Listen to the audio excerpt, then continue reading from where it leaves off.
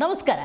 ಅಂದಾಜು 24 ತಾಸುಗಳ ಪೊಲಿಟಿಕಲ್ ಹೈಡ್ರಾಮವನ್ನು ರಾಜ್ಯದ ಜನ ಕಂಡಿದ್ದಾರೆ.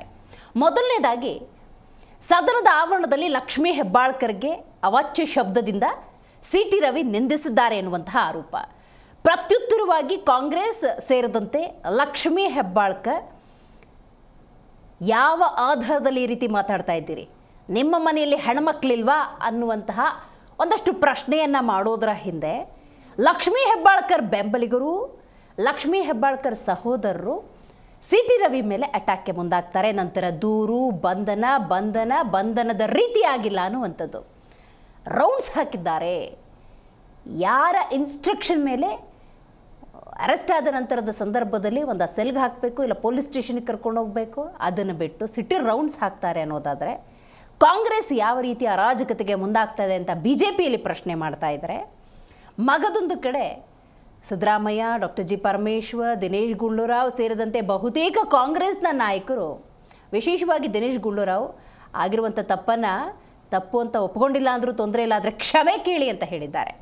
ಇದರ ನಡುವೆ ಡಾಕ್ಟರ್ ಜಿ ಪರಮೇಶ್ವರ್ ಯಥಾವತ್ತಾಗಿ ಈ ಪ್ರಕರಣದ ಬಗ್ಗೆ ಅಂಥ ಮಾಹಿತಿ ಇಲ್ಲ, ಕೂಲಂಕುಷವಾಗಿ ಪರಿಶೀಲನೆ ಮಾಡ್ತೀವಿ ಎಂಬ ಅರ್ಥದ ಮಾತುಗಳನ್ನು ಆಡಿದ್ದಾರೆ.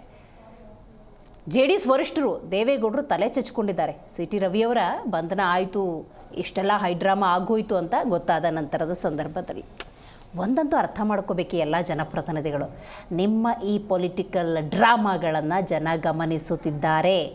ಎಲ್ಲದ್ರ ಬಗ್ಗೆ ಕೂಲಂಕುಷವಾಗಿ ಮಾತಾಡೋಣ. ನಾನು ದಿವ್ಯಶ್ರೀ.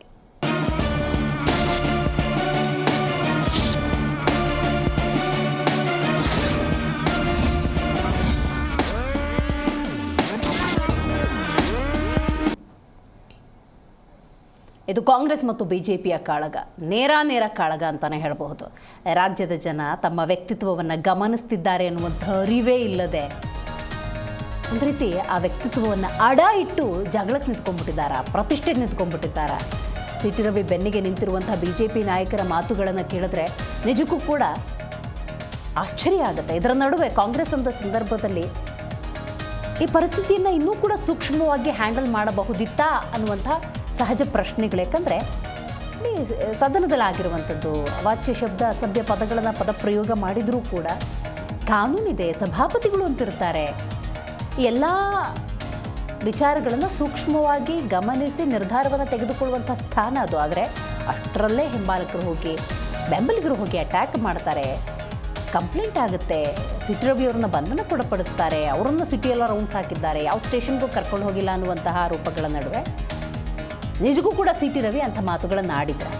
ಸತ್ಯಾಸತ್ಯತೆ ಹೊರಗೆ ಬರಬೇಕು ಅನ್ನೋದಾದರೆ ತನಿಖೆ ಅನ್ನೋದಾಗಬೇಕಾಗತ್ತೆ. ಈ ನಡುವೆ ಸಿ.ಟಿ. ರವಿಯವರು ಕೂಡ ತಮ್ಮದೇ ಆದಂತಹ ಹಲವಾರು ಸ್ಪಷ್ಟನೆಯನ್ನು ಕೊಡುವಂಥ ಪ್ರಯತ್ನವನ್ನು ಕೂಡ ಮಾಡಿದ್ದಾರೆ. ರೈಟ್, BJP ಮತ್ತು ಕಾಂಗ್ರೆಸ್ನ ನಾಯಕರು ಈ ಪ್ರಕರಣಕ್ಕೆ ಸಂಬಂಧಪಟ್ಟಂತೆ ಯಾರ್ಯಾರು ಏನೇನು ಸ್ಟೇಟ್ಮೆಂಟ್ ಕೊಟ್ಟಿದ್ದಾರೆ ಬನ್ನಿ ನೋಡೋಣ. ಅದನ್ನೇ ಹೇಳಬೇಕಲ್ಲ ಅವರು ಬೇರೆ ಇನ್ನೇನು ಹೇಳೋಕ್ಕಾಗಲ್ಲ. ಹೋಗಿ ಸುತ್ತಾಡಿಸಿದ್ದು ಯಾಕೆ ಅಂತ ಸರ್ ಅಂತ ರಾತ್ರಿ ಸುತ್ತಾಡಿಸಿದ್ದು ಯಾಕೆ ಅಂತ ನಿಮಗೆ ಮಾಹಿತಿ ಇಲ್ಲ ಅಂತ ಹೇಳಿದ್ರೆ ಈಗ ಒಟ್ಟಾರೆಯಾಗಿ ಅವ್ರನ್ನ 4 ಡಿಸ್ಟಿಕ್ನ ಸುತ್ತಾಡಿಸಿದ್ರಲ್ಲ ಯಾಕೆ ಅಂತ ಕೇಳ್ತಾ ಇದ್ದೀನಿ, ಮಾಹಿತಿನ ಕೇಳ್ತಾ ಇದ್ದೀನಿ. ಮಾಹಿತಿ ಬಂದ ಮೇಲೆ ಹೇಳ್ತೀನಿ. ಸರ್, ರವಿಯವ್ರ ಮೇಲೆ ಅಟ್ಯಾಕ್ ಮಾಡೋದಕ್ಕೆ ಮುಂದಾದಂಥ ಪ್ರಕರಣಕ್ಕೆ ಸಂಬಂಧಪಟ್ಟಂತೆ ಯಾರನ್ನ ಬಂಧಿಸಿದ್ದಾರಾ ಹೇಗೆ ಅಂತ? 24 ಜನ ಅವತ್ತೇ ಆ ಕ್ಷಣದಲ್ಲೇ ಅರೆಸ್ಟ್ ಮಾಡಿದ್ರಲ್ಲ. ವಿಚಾರ ಮಾತಾಡಿರೋದು ಅವರ ಭಾಷೆ, ಅವರ ಸಂಸ್ಕೃತಿ, ಅರಕಲು ಬಾಯಿ ವಿಚಾರ. ಹಿಂದೆ ಜಯಮಾಲ ವಿಚಾರಕ್ಕೂ ಹಿಂಗೆ ಮಾತಾಡಿದ್ರು, ಸಿದ್ದರಾಮಯ್ಯಗೂ ಹಿಂಗೆ ಮಾತಾಡಿದ್ರು. ಬೇರೆ ಇದು ನಿತ್ಯ ಸುಮಂಗಲಿ ಅಂತ ಅಸೆಂಬ್ಲಿಲಿ ಒಂದ್ಸತಿ ನಡೆದಿದ್ದು, ಇದು ನಡೆದಿದೆ. ಇದು ಸರಿನಾ ಇಲ್ವಾ ಅಂತ ದೊಡ್ಡ ಮಟ್ಟಿಗೆ ಒಂದು ನ್ಯಾಷನಲ್ ಪಾರ್ಟಿ ಲೀಡ್ರು. ನನಗೂ ಬಗ್ಗೆ ಭಾಳ ಸಿಂಪತಿ ಇದೆ. ಒಳ್ಳೆ ಕಲ್ಚರ್, ಚಿಕ್ಕಮಂಗ್ಳೂರು ಜನ ಅಂದರೆ ಒಳ್ಳೆ ಕಲ್ಚರ್ ಜನ. ಆ ಪಾರ್ಟಿಲಿ ಈ ಥರ ಹೆಣ್ಮಕ್ಳ ಬಗ್ಗೆ ಮಾತಾಡೋದು ಸರಿನಾ ಇಲ್ವಾ ಅನ್ನೋದು ಫಸ್ಟು ಅವರು ಅರ್ಥ ಮಾಡ್ಕೊಳ್ಬೇಕು. ಆತ್ಮಸಾಕ್ಷಿ ಇಸ್ ಇಂಪಾರ್ಟೆಂಟ್. ಅವ್ರ ಪಾರ್ಟಿ ಲೀಡ್ರ್ಗಳಿಗೆಲ್ಲ ಸುಮ್ಮನೆ ಪಾರ್ಟಿ ಲೀಡ್ರ್ಗಳಿಗೆ ಸಪೋರ್ಟ್ ಮಾಡೋದಲ್ಲ.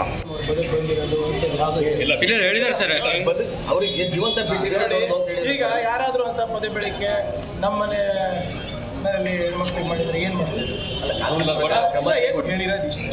ಅಂಕಲ್ ಬಾಯ್ ಇದ್ದಾರೆ, ಸೀರಿಯಲ್ ಅಫೆಂಡರ್ ಇದ್ದಾರೆ, ಇಂಥವರಿಗೆ ಸದನದಲ್ಲಿ ಅವಕಾಶ ಇರಬಾರ್ದು ಅಷ್ಟೇ. ಸಿ.ಟಿ. ರವಿ ಅವರ ಹೇಳಿಕೆ ಏನಿದೆ ಅದ್ರ ಬಗ್ಗೆ ಇವತ್ತು BJPಯವರು ಸಮರ್ಥನೆ ಮಾಡ್ಕೊಳ್ತಾ ಇರುವಂಥದ್ದು ದುರಾದೃಷ್ಟಕರ. ಮತ್ತು ಇವತ್ತು ವಿಡಿಯೋಗಳನ್ನು ನಾವೆಲ್ಲ ನೋಡಿದ್ದೇವೆ. ನಮ್ಮ ಎಲ್ಲ ಸ್ಥಳೀಯ ನಮ್ಮ ಕಾಂಗ್ರೆಸ್ಸಿನ ಲೀಡರ್ಸ್ ಎಲ್ಲ ಇದನ್ನು ಕಟ್ಟುಕತೆ ಮಾಡೋದಕ್ಕೆ ನಮಗೇನು ಅವಶ್ಯಕತೆ ಇಲ್ಲ. ಅಲ್ಲಿ ನಮ್ಮ ಅನೇಕ ಸದಸ್ಯರುಗಳು ಅವರ ಮುಂದೆನೇ ನಡೆದಿರುವಂಥ ಘಟನೆ. ಅದರಿಂದ ಒಂದು ಮಹಿಳೆ ಬಗ್ಗೆ BJPಯ ಶಾಸಕ ಈ ಥರ ಮಾತನಾಡಿದಾಗ ಅದು ಹೇಗೆ ಅದನ್ನು ನಾವು ಸಹಿಸ್ಕೊಬೋದು ಹೇಳಿ? ರಾಜ್ಯ ಸರ್ಕಾರ ಅಡ್ಮಿನಿಸ್ಟ್ರೇಷನ್ ಕಂಪ್ಲೀಟ್ ಕೊಲ್ಯಾಪ್ಸ್ ಆಗಿದೆ, ಕಾನೂನು ಸುವ್ಯವಸ್ಥೆ ಹದಗೆಟ್ಟು ಹೋಗಿದೆ. ಹೋಮ್ ಮಿನಿಸ್ಟ್ರು ಅವರು ತಮ್ಮದೇ ಆದ ಲೆವೆಲಲ್ಲಿ ಸ್ಟೇಟ್ಮೆಂಟ್ ಕೊಡ್ಕೊಂತಿರ್ತಾರೆ. ಮುಖ್ಯಮಂತ್ರಿಗಳು ಈಗಾಗಲೇ ಈ ಎಂಜಾಯ್ಡ್ ದ ಪವರ್ 5 ವರ್ಷ ಆಗಿದೆ, ಈಗ 1.5 ವರ್ಷ ಆಯಿತು. ಇನ್ನು ಆದಷ್ಟು 5 ವರ್ಷ ಕಂಪ್ಲೀಟ್ ಮಾಡಲಿಕ್ಕೆ ಏನೇನು ಪ್ರಯತ್ನ ಮಾಡಬೇಕು ಅದು ಪ್ರಯತ್ನ ಮಾಡ್ತಿದ್ದಾರೆ. DK ಶಿವಕುಮಾರ್ ಅವ್ರು ನಿಲ್ಲಿಸ್ಲಿಕ್ಕೆ ಏನು ಪ್ರಯತ್ನ ಮಾಡಬೇಕು ಅವರು ಅದನ್ನು ಪ್ರಯತ್ನ ಮಾಡ್ತಾ ಇದ್ದಾರೆ.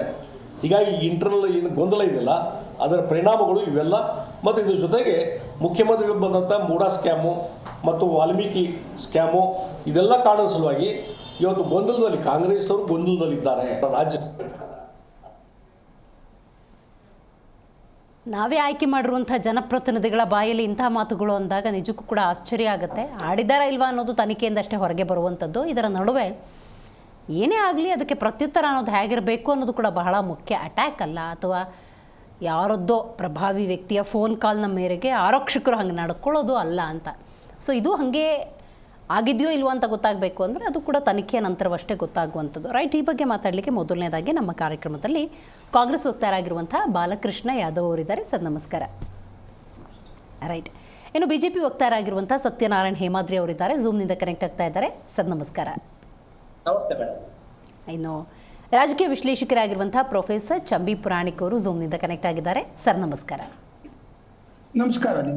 ನಮಸ್ಕಾರ ಪುರಾಣಿಕ್ ಸರ್, ನೀವೇ ಮಾತಾಡಬೇಕು ಇವತ್ತು. ಅಂದಾಜು 24-25 ತಾಸಿನ ಪೊಲಿಟಿಕಲ್ ಹೈಡ್ರಾಮವನ್ನು ನಾವೆಲ್ಲರೂ ಕಣ್ತುಂಬಿಕೊಂಡಿದ್ದೀವಿ ಸರ್.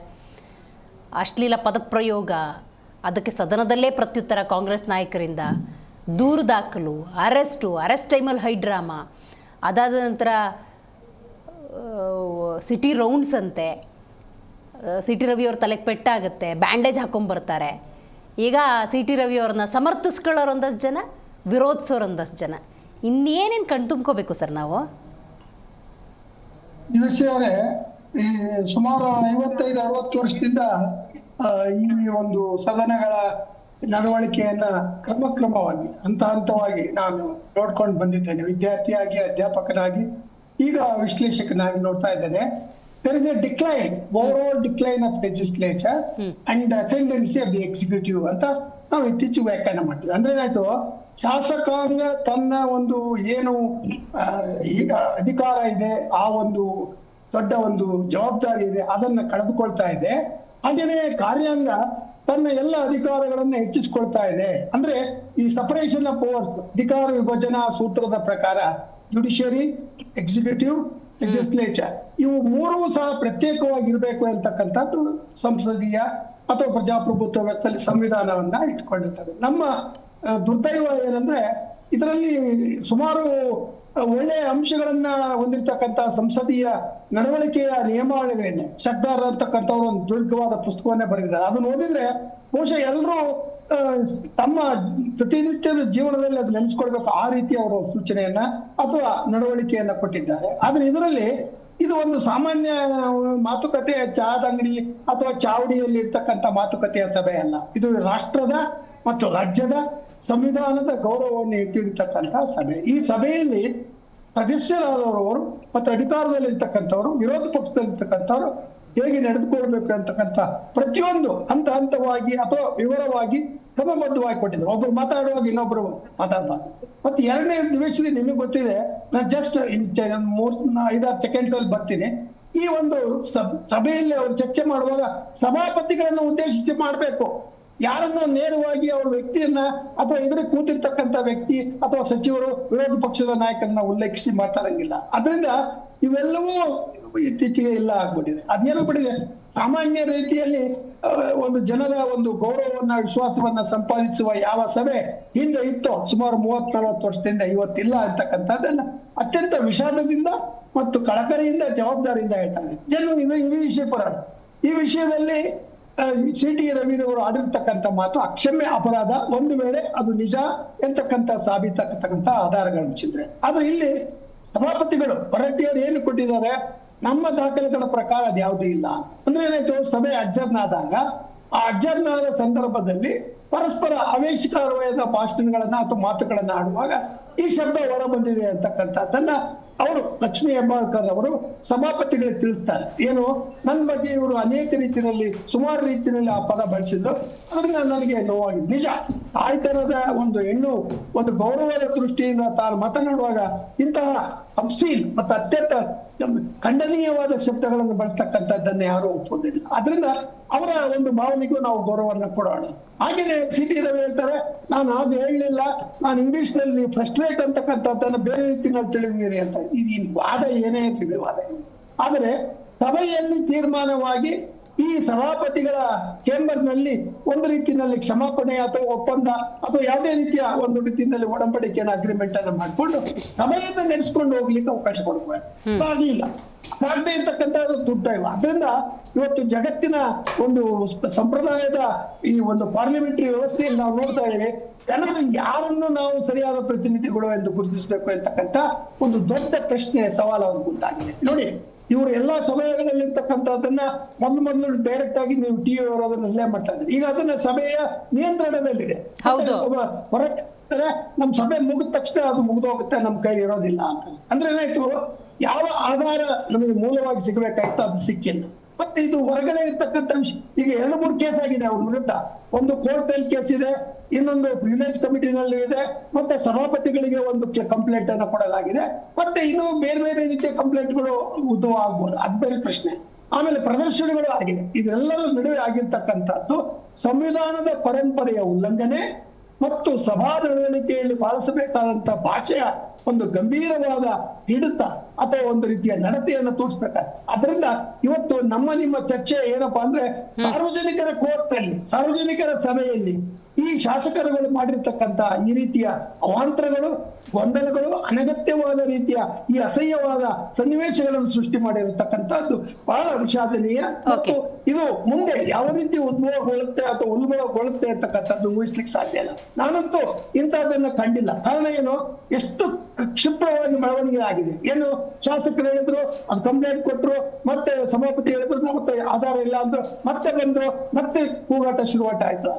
ಜೊತೆಗೆ ಅವ್ರ ಮೇಲೆ ಕಂಪ್ಲೇಂಟ್ ಕೊಟ್ರು, ಪೊಲೀಸ್ನವ್ರು ಕಂಪ್ಲೇಂಟ್. ನಿಜ, ಮೊದಲು ಪೊಲೀಸ್ ಕಂಪ್ಲೇಂಟ್ ಕೊಟ್ಟರೆ ಲೆಜಿಸ್ಲೇಟರ್ಸ್ ನ ಬಂಧಿಸುವಾಗಿರ್ಲಿಲ್ಲ. ಈಗ ಕ್ರಿಮಿನಲ್ ಪ್ರಕರಣಗಳ ದೃಷ್ಟಿಯಿಂದ ಕೋರ್ಟ್ ಸಹ ಹೇಳಿದ್ರೆ ಅವ್ರನ್ನ ಬಂಧಿಸಬಹುದು ಅಂತ. ಅಂದ್ರೆ ಬಂಧಿಸಿದ ನಂತರ ಆ ಶಾಸಕರನ್ನ ಇವರು ನಡೆಸ್ಕೊಂಡಿರೋ ರೀತಿಯನ್ನ ಹೈಕೋರ್ಟ್ ಕ್ಷಮಾನೆ ಆಗಿದೆ. ನೀವು ಹಾಕೋದ್ ಬಿಡಿ, ಅದು ಒಂದ್ ರೀತಿಯಲ್ಲಿ ಒಪ್ಪಬಹುದು, ಒಪ್ಪದೇ ಇರ್ಬೋದು. ಆ ಹೈಕೋರ್ಟ್ ಸಹ ಏನ್ ಹೇಳಿದೆ, ಯಾವ ಪ್ರೊಸೀಜರ್ ಅನುಸರಿಸಬೇಕಾಯ್ತು ನೀವು ಅನುಸರಿಸ. ಅಂದ್ರೆ ಏನಾಯ್ತು, ಈ ಒಂದು ಹೇಳಿಕೆ ಮೇಲೆ ಇರ್ತಕ್ಕಂತ ಒಂದು ದೊಡ್ಡ ವಿವಾದ, ಒಂದು ಬೆಂಕಿ, ಒಂದು ದೊಡ್ಡ ರೀತಿಯಲ್ಲಿ ನಮ್ಮ ಕರ್ನಾಟಕದಲ್ಲಿ ಇವತ್ತು ಕನ್ನಡದ ನಾಡಿನ ಹಬ್ಬದ, ಕನ್ನಡ ಸಾಹಿತ್ಯ ಪರಿಷತ್ತಿನ ತೇರಿನ, ಕನ್ನಡದ ಭವಿಷ್ಯದ, ಕನ್ನಡದ ಜನರ ಒಂದು ರೀತಿಯ ಭವ್ಯ ಪರಂಪರೆಯನ್ನು ನೆನೆಸ್ಕೊಳ್ತಕ್ಕಂಥ ಸನ್ನಿವೇಶದಲ್ಲಿ ಇಂತಹ ಸನ್ನಿವೇಶಗಳು ಈ ಮೀಡಿಯಾದಲ್ಲಿ ಮತ್ತು ಪತ್ರಿಕೆಗಳಲ್ಲಿ ಮುಖಪುಟದಲ್ಲಿ ಬರ್ತವೆ ಅಂದ್ರೆ ನಮ್ಮ ಸಂಸ್ಕೃತಿ, ನಮ್ಮ ಸಂಸ್ಕಾರ, ನಡವಳಿಕೆ, ನಮ್ಮ ಪ್ರಜಾಪ್ರಭುತ್ವದ ಇರ್ತಕ್ಕಂಥ ಗೌರವ ಯಾವ ಮಟ್ಟಿಗೆ ಅಧೋಗತಿಗೆ. ಇದು ಕಾರಣ ಏನು, ರಾಜಕಾರಣಿಗಳು ಅವ್ರು ಎಲ್ಲಾ ಪಕ್ಷದಲ್ಲೂ ಇದ್ದಾರೆ. ಅದರಿಂದ ನಾನು ಒಬ್ಬ ಅಧ್ಯಾಪಕನಾಗಿ, ಒಬ್ಬ ವಿದ್ಯಾರ್ಥಿಯಾಗಿ ಹೇಳ್ತಕ್ಕಂಥದ್ದು ಏನಂದ್ರೆ, ರಾಜಕಾರಣಿಗಳು ನಮ್ಮ ನಡವಳಿಕೆಗಳನ್ನು ತಿದ್ದುಕೊಳ್ಳದೆ ಹೋದರೆ ಇದು ಮುಂದೆ ಅತ್ಯಂತ ಒಂದು ಗಂಡಾಂತರಕಾರಿಯಾದ ಪರಿಸ್ಥಿತಿಯಾಗಿ ಪ್ರಜಾಪ್ರಭುತ್ವಕ್ಕೆ ಇದು ಮಾರಕವಾಗಬಹುದು ಇರ್ತಕ್ಕಂಥದ್ದು ನನ್ನ ಆರಂಭದ ಕೆಲವು ಅನಿಸಿಕೆಗಳು. ರೈಟ್. ಹೇಮಾದ್ರಿ ಅವರೇ, ನೀವು ತಿಳಿಸ್ಬೇಕು, ಏನು ಲಕ್ಷ್ಮಕ್ಕ ಹೇಗಿದ್ದೀರಿ ಅಂತ ಮಾತಾಡಿಸ್ತಿದ್ದಂಥ CT ರವಿಯವರ ಬಾಯಲ್ಲಿ ಒಂದು ಪಕ್ಷ ಆ ಪದಪ್ರಯೋಗ ಆಗಿದ್ದರೆ ಯಾರೂ ಕೂಡ ಅದನ್ನು ನಿರೀಕ್ಷೆ ಮಾಡಿರಲಿಲ್ಲ ಅಂಥೇಳಿ. ಇದರ ಜೊತೆಗೆ ಏನೋ ಇಂಥ ಆರೋಪ ಬಂದ ಸಂದರ್ಭದಲ್ಲಿ ಅದನ್ನು ಉತ್ತರ ಕೊಡಬೇಕಾದ ಸಂದರ್ಭದಲ್ಲಿ ಅದನ್ನು ಬಿಟ್ಬಿಟ್ಟು CT ರವಿಯವ್ರ ಮೇಲೆ ಹಲ್ಲೆಗೆ ಮುಂದಾದ್ರು ಅನ್ನೋದನ್ನು ಹೈಲೈಟ್ ಮಾಡ್ತಾ ಹೋದ್ರಲ್ಲ, ಆ ಸಂದರ್ಭವನ್ನು ಜನ ಹೇಗೆ ಅವಲೋಕಿಸ್ತಾರೆ ಅಂದರೆ, ಹೇಮಾದ್ರಿ ಅವರೇ, ತಪ್ಪಾಗಿದೆ, ಅದಕ್ಕೆ ಡೈವರ್ಟ್ ಮಾಡ್ತಿದ್ದಾರೆ ಅಂತ. ನೋಡಿ, ನಾನು ಪ್ರಥಮತಃ ಪುರಾಣಿಕ್ ಸರ್ ಹೇಳಿದಂತ ಒಂದು ವಿಚಾರನ ನಾನು ಸ್ವಾಗತ ಮಾಡ್ತೇನೆ. ಏನು ಇವತ್ತು ನುಡಿ ಜಾತ್ರೆ, ಏನು ಕನ್ನಡ ಸಾಹಿತ್ಯ ಸಮ್ಮೇಳನ ಏನಾಗಬೇಕಾಗಿತ್ತು ಆಗ್ಲಿಲ್ಲ, ಇನ್ನೇನು ಆಯ್ತು ಅನ್ನುವಂಥದ್ದು. ಇದಕ್ಕೆ ತುಪ್ಪ ಸುರಿದಿದ್ದು ಸನ್ಮಾನ್ಯ ಮುಖ್ಯಮಂತ್ರಿಗಳು ಇವತ್ತು ನಿನ್ನೆ ಏನು ಕನ್ನಡ ಸಾಹಿತ್ಯ ಸಮ್ಮೇಳನದಾಗ ಕನ್ನಡ ನಾಡು, ನುಡಿ, ಸಂಸ್ಕೃತಿಯ ಬಗ್ಗೆ ಏನು ಒಂದು ಬೆಳಕು ಚೆಲ್ಲುವಂಥದ್ದು, ಚಿಂತನೆ ಮಾಡಬೇಕಾದಂತ ಕಾರ್ಯದಲ್ಲಿ ಕೇವಲ ರಾಜಕಾರಣ ಮಾಡಿ ಬಂದಂತ ಸನ್ಮಾನ್ಯ ಮುಖ್ಯಮಂತ್ರಿಗಳು ಒಂದೇದ್ದು. ಮೊನ್ನೆ ದಸರಾ ಕಾರ್ಯಕ್ರಮದಲ್ಲಿ ಕೂಡ ನಾಡದೇವಿಯ ದಸರಾ ಕಾರ್ಯಕ್ರಮದಲ್ಲಿ ಕೂಡ ಅವತ್ತು ಕೇವಲ ಮೂಢ ಹಗರಣದ ಒಂದು ಮಾಡಿದಂತವರು ಇವತ್ತು ಪ್ರತಿಯೊಂದು ವಿಚಾರವನ್ನು ರಾಜಕೀಯಕರಣಗೊಳಿಸ್ತಾ ಇರ್ತಕ್ಕಂಥದ್ದು ಏನು ಸುದ್ದಿ ದೀರ್ಘಕಾಲದ ಒಂದು ಸುದೀರ್ಘ ಅವಧಿಯ ಏನು ಒಂದು ರಾಜಕೀಯವಾದಂತ ಒಂದು ಹೋರಾಟ ಮಾಡಿಕೊಂಡು ಒಂದು ಆಡಳಿತ ಮಾಡಿದಂತ ಒಬ್ಬ ಮಾನ್ಯ ನಾಯಕನೇ ಇವತ್ತು ಈ ರೀತಿ ಯಾವ ಮಟ್ಟಕ್ಕೆ ಕೇಳಿದ್ರು ಅನ್ನುವಂಥದ್ದನ್ನ ನಾನು ಈ ಸಂದರ್ಭದಲ್ಲಿ ಒಂದು ಹೇಳ್ತೀನಿ. ಏನು ಹಾಸನದ ಸಮ್ಮೇಳನದಲ್ಲಿ ಅವ್ರು ಯಾವ ರೀತಿ ಮಾತನಾಡಿದ್ರು, ಕೇವಲ ವ್ಯಕ್ತಿಗಳನ್ನ ಯಾವ ರೀತಿ ನಿಂದನೆ ಮಾಡಿದ್ರು, ಇರ್ಲಿ ಇದು ಒಂದು ಭಾಗ. ಇನ್ನು ನಾನು ಸಿಟಿ ರವಿ ವಿಚಾರಕ್ಕೆ ಬರ್ತಾ ಇದ್ದೀನಿ. ನೋಡಿ, ಈಗ ನೀವು ಅದನ್ನ ಅಂದಿದ್ದನ್ನು ಮಾತಾಡ್ಲಿಲ್ಲ, ಇವ್ರು ಮಾಡಿದ್ರು, ಈ ರೀತಿನ ನಡೆಸ್ಕೊಂಡಿದ್ದು ಸರಿ ಅಂತನ್ನುವಂಥದ್ದು ಮಾತಾಡ್ತಾ ಇದ್ರಿ, ಡಿಫೆಂಡ್ ಮಾಡ್ತಾ ಇದ್ದೀರಿ ಅಂತ ತಮ್ದೇನೋ ಒಂದು ಪ್ರಶ್ನೆ ಬಂತು. ನಾನು ಈ ಸಂದರ್ಭದಲ್ಲಿ ಕೇಳಿಸ್ತಾ ಇದ್ದೀನಿ, ಇಲ್ಲಿ ನಾಗರಿಕ ಸರ್ಕಾರ ಇದೆನಾ ದಿವ್ಯಶ್ರೀ ಮೇಡಮ್? ನಾಗರಿಕ ಸರ್ಕಾರ ಇದೆ ಅಂತ ನಿಮ್ಗೆ ಅನ್ನಿಸ್ತಾ ಇದೆನಾ? ಅಂತ ವಾತಾವರಣವನ್ನ ಬಿಜೆಪಿ ಅವ್ರು ಕ್ರಿಯೇಟ್ ಮಾಡಿಕೊಟ್ಟಿದ್ದೀರಾ? ಅದು ಯಾವಾಗ ಹೇಳ್ಬೇಕು ನೀವು? ಅದು ಯಾವಾಗ ಹೇಳ್ಬೇಕು ನೀವು? ಅದು ಅವರು ಅಂದಿದಾರ ಅನ್ನೋದು ಪ್ರೂವ್ ಆಗ್ಬೇಕಲ್ವಾ? ಈಗ ನಾನು ಈ ಸಂದರ್ಭದಲ್ಲಿ ಕೇಳಬಯಸ್ತಾ ಇದ್ದೀನಿ, ಏನು ವಿಧಾನಸೌಧದ ಆವರಣದಲ್ಲಿ ಏನು ರಾಜ್ಯಸಭಾ ಸದಸ್ಯರ ಒಂದು ಪ್ರಮಾಣ ವಚನ ಗೆದ್ದಾಗ ರಿಸಲ್ಟ್ ಬಂದಾಗ ಪಾಕಿಸ್ತಾನ ಪರವಾಗಿ ಘೋಷಣೆ ಕೂಗಿದಂತ ಈ ದುಷ್ಟರಿಗೆ ಇದೇ ಏನು DK ಶಿವಕುಮಾರ್ ಅವರು, ಇದೇ ಪರಮೇಶ್ವರ್ ಅವರು, ಇದೇ ಸನ್ಮಾನ್ಯ ಸಿದ್ದರಾಮಯ್ಯನವರು ಅವ್ರು ನಾಸೀರ್ ಹುಸೇನ್ ಜಿಂದಾಬಾದ್ ಅಂತ ಹೇಳಿದಾರ, ಪಾಕಿಸ್ತಾನ ಪರವಾಗಿ ಘೋಷಣೆ ಕೂಗಿಲ್ಲ ಅಂತ ಹೇಳ್ತಾರಲ್ರಿ. ಇದು ದುರ್ದೈವಲ್ವ? ಅವತ್ತೇನ್ ಹೇಳಿದ್ರು? FSL ವರದಿ ಬರ್ಲಿ, FSL ವರದಿ ಬಂದ್ಮೇಲೆ ವಿಚಾರ ಮಾಡ್ತೀವಿ ಅಂತ ಹೇಳಿದ್ರು. ಮತ್ತೆ CT ವಿಚಾರದಾಗ ಯಾಕೆ FSL ವರದಿಗೆ ನೀವು ಕಾಯ್ಲಿಲ್ಲ? ಮತ್ತು ಹೌಸ್ ನಡೆದಾಗ ಅವಂದು ಪ್ರಿವಿಲೇಜ್ ಐತಿ, ಹೌಸ್ ನಡೆದ ಪ್ರಿವಿಲೇಜ್ ಐತಿ. ಒಂದು ಅವ್ರು ಮಾತನಾಡಿದ್ರೆ ಅದನ್ನ ಯಾರು ಸಮರ್ಥನೆ ಮಾಡ್ಕೊಡಂಗಿಲ್ಲ. ಆದ್ರೆ ಅದನ್ನ ತನಿಖೆ ಆಗ್ಬೇಕಲ್ವಾ, ಅದನ್ನ ಪರಾಮರ್ಶೆ ಆಗ್ಬೇಕಾಗಿತ್ತಲ್ವಾ? ಅದನ್ನೆಲ್ಲಾನು ಬಿಟ್ಟು ಯಾವುದೇ ಒಂದು ನೋಟಿಸ್ ಕೊಡ್ಲಾರ್ದ ಒಬ್ಬ ಚುನಾಯಿತ ಪ್ರತಿನಿಧಿಗೆ ಈ ರೀತಿ ಒಂದು ನೀವು ಅರೆಸ್ಟ್ ಮಾಡ್ತೀರಿ 10 ನಿಮಿಷನಾಗ.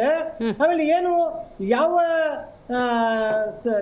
ಏನು ದೇಗುಲ, ಪ್ರಜಾಪ್ರಭುತ್ವ ದೇಗುಲ ಅನ್ನುವಂತ ಒಂದು ಸಂವಿಧಾನದ ಮೇಲೆ ಸನ್ಮಾನ್ಯ ಹೆಬ್ಬಾಳ್ಕರ್ ಅವರ PA ಸಂಗಮೇಶ್, ಹಟ್ಟಿಯೊಳಗ ಅವರ PA, ಅವರಿಬ್ಬರ PAಗಳ ನೇತೃತ್ವದಾಗ ಗುಂಡಾಗಳು ಏನು ಹೌಸಿಗೆ ಬಂದು ಗಲಾಟೆ ಮಾಡ್ತಾರ, ಮ್ಯಾನ್ ಹ್ಯಾಂಡ್ಲಿಂಗ್ ಮಾಡ್ತಾರ. ಇದು ನಾಗರಿಕ ಸರ್ಕಾರದ ಲಕ್ಷಣ ಏನ್ರಿ? ಅದೇ ರೀತಿ ಹೇಮಾದ್ರಿ ಅವರೇ ಈ ನಿಮ್ಮ ಪ್ರಶ್ನೆಗೆ ಉತ್ತರ ಏನ್ ಗೊತ್ತಾ? ಸದನ ಅಂದ ಸಂದರ್ಭದಲ್ಲಿ ಅಂಥ ಪದಪ್ರಯೋಗ ಆಗಿದ್ರೆ ಅದು CT ರವಿಯವರ ತಪ್ಪು ಆಗುತ್ತೆ. ಒಂದು ಪಕ್ಷ ಆ ತಪ್ಪಿಗೆ ಪ್ರತ್ಯುತ್ತರ ಹೊಡೆದಾಟ ಬಡದಾಟ ಅನ್ನೋದಾದರೆ ಅದು ಅಕ್ಷಮ್ಯ ಅಪರಾಧವೇ. ಸದನದಲ್ಲಿ ನೀವು ಜನರ ಪ್ರತಿನಿಧಿಯಾಗಿ ಕೆಲಸ ಮಾಡಬೇಕಾದ್ರೆ ನಿಮ್ಮ ಲಿಮಿಟೇಷನ್ಸ್ಗಳನ್ನು ಪ್ರತಿಯೊಬ್ಬರು ಅರ್ಥ ಮಾಡ್ಕೋಬೇಕು.